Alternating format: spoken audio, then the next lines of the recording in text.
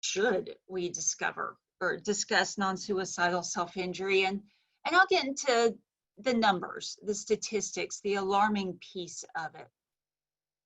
But I would pose for you this reality. Many of us that are in the mental health field, we've already started to experience the wave of more clients, and we're seeing the suicide numbers. And where you have suicide, you probably have self-injury things. Another myth to debunk. It's not necessarily a tension thing. And please, please, oh, please do not make this mistake and tell a person, well, you're just doing this to get attention. Do you think the person's really going to listen to you after that? Because you just made an accusation. And here's the thing, is that, yes, they might do it for quote unquote attention, but here's the deal.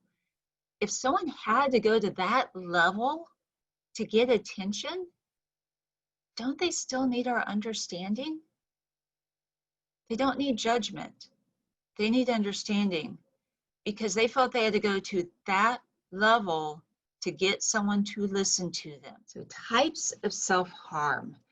And I was going back through my stats last night, and as I input for clients, you know, which type did they do?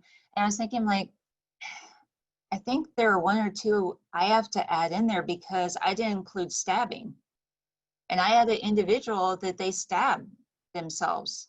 And I'm like, okay, well, yeah, we got to make this at least 22 for the list.